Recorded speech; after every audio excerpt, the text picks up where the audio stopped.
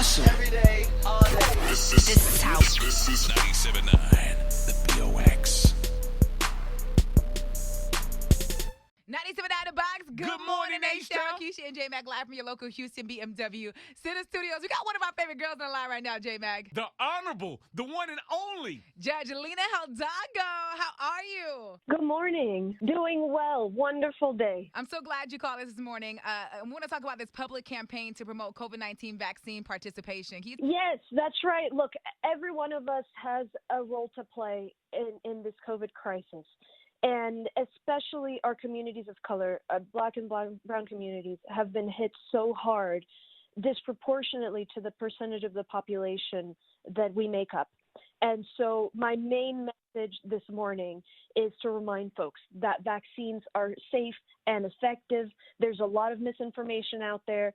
And so we're putting out a big public campaign to help make sure that folks sign up for our vaccine wait list so that when it's your turn, you're ready, you're part of the list, and just answer any questions. So what is the number one reason that you think people in the brown and Black community won't get a vaccination? You know, I think for the Black community, history of tragedy that we all know, and I understand, you know, folks are reticent when it says government.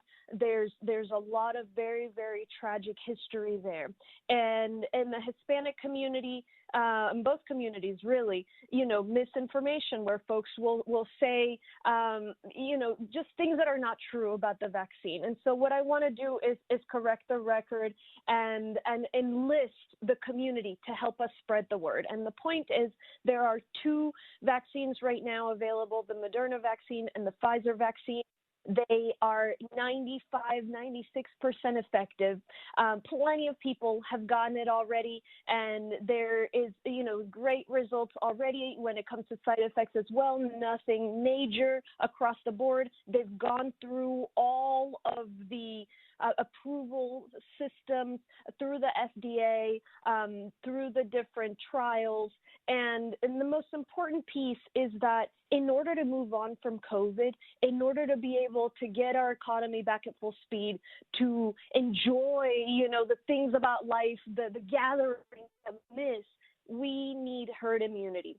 And there's a lot of people that have signed up for our vaccine wait list that have already gotten the vaccine, but there's about a 30%, 40% group that are reticent. And so as long as those folks are not getting it, it's going to be hard for our county to reach herd immunity. So this is also about your 5 million neighbors in Harris County and why, you know, all of us have to take the step. I know I'll be getting it as soon as I qualify. And I just want to invite everybody else to sign up and to be ready to get it when they have access to it. And I'm glad you said that. So what does a person have to do who really needs or who really wants a vaccination? The best way is to visit readyharris.org. And there's a phone number as well. I'll share it in a minute. But basically, in Harris County Public Health, we've created a wait list. And so, you know, when at your convenience, you can go sign up. And every week, we receive a shipment of vaccines. When we receive that shipment, we're going to pull from the list of people who have registered from the wait list in a randomized way. So we prioritize folks who are older. We prioritize folks who are 1A, so frontline workers. But the rest of it is randomized. So we're trying to make it fair and equitable and efficient.